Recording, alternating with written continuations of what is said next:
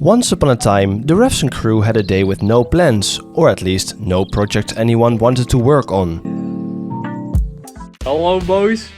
So we got one free day and we need to do something cool again. The third Christmas day, post Boxing Day. And we're gonna build this.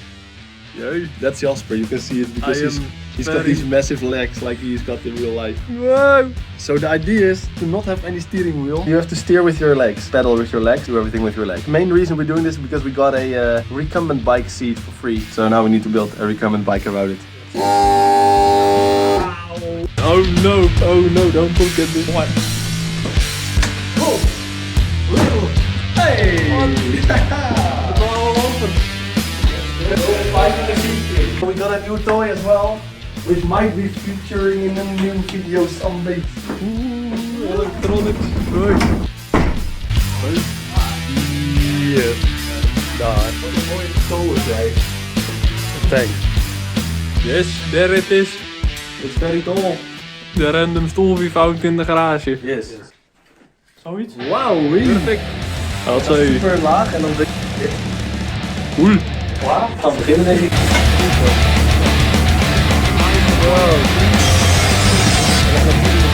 We have ridden so many bikes, you could call us bike experts. None of us had ever ridden a recumbent bike before, and we were certain a normal recumbent bike would be too easy. So we decided you should steer this one with your legs.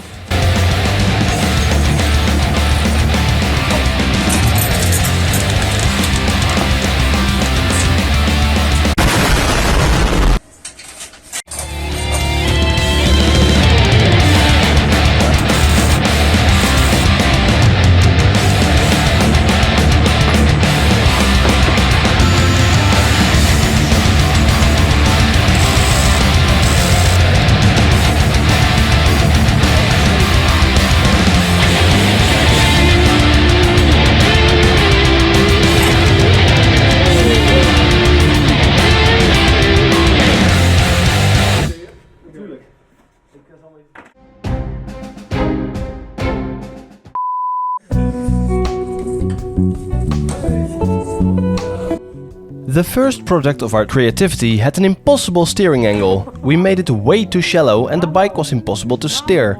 The seat was crazy low as well, which did not help with the stability either, as you can see here.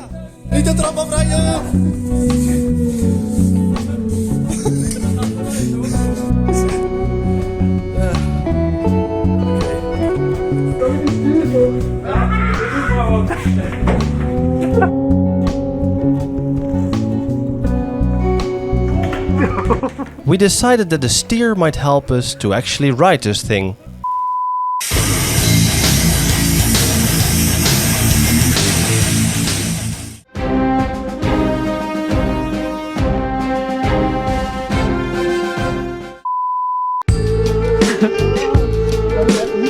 Okay. Ja.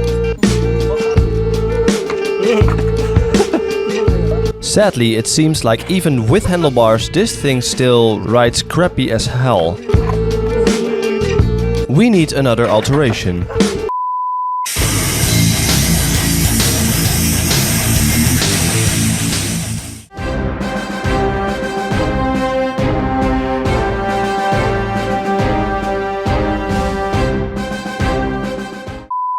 We decided we had to raise the bike and change the angle of the head tube and change the rake a bit. The result was better. Oh, hou vast, niemand uit!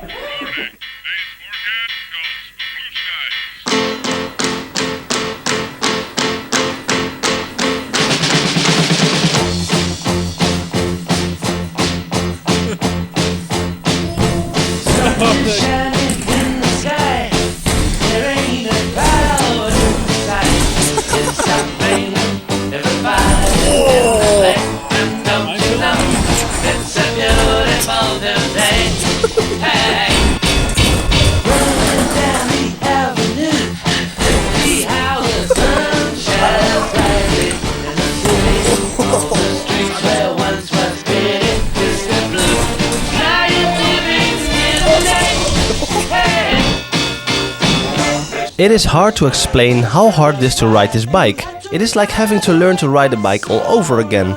This is way harder than a reverse steering bike. The geometry is majorly wrong, causing it to have positive feedback loops when trying to balance. It's like trying to balance a double reversed pendulum. Really hard, and believe me, we have driven some hard bikes in our times.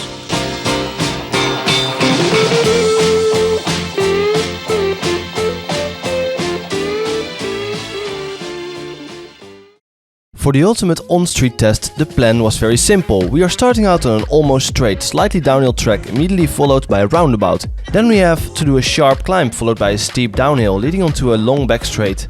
Another roundabout follows, leading us 180 degrees into the main straight that leads back to the finish.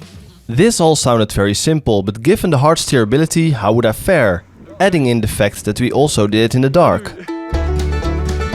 So right away it didn't went smooth at all and I almost crashed into the road. This proves very hard. You can see how wobbly it was, but I managed to do a couple meters more than previously. I need to say that in an open space this bike is relatively easy to control, as you have many options to correct for sideways mistakes. But on a narrow bike path like this one, the constraints of having to stay in the middle or otherwise the possibility of death really makes it much harder to stay on the bike. You cannot flow where the bike goes, if that makes sense. I crossed the zebra crossing here. And then the chain fell off as well, so we had to fix that quickly. It's also hard to just sit down, it just isn't stable and you will fall over even at slow pace. We went back onto the roundabout after taking the side street and we were ready for the steep uphill. But we didn't reach that because I fell over again. The downhill was actually smooth, although pretty scary, and I fell over again. There was a police car, but they didn't see us. And then I visited the bushes.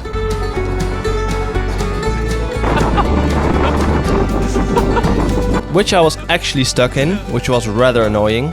Meneer, hoe vaart u het fietsie?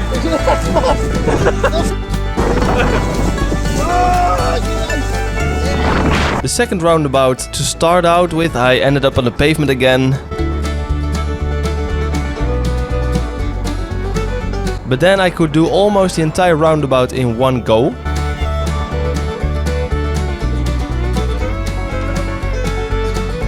Until I lost control, and this happened. I had to bail because there was a car coming.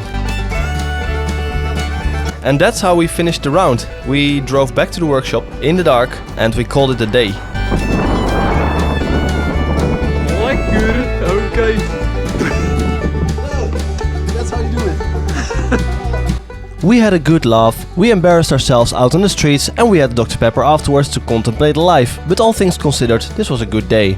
Stay tuned, because you never know when an awesome 60 km/h project might drop on this channel. I'll see you soon. Thanks for watching.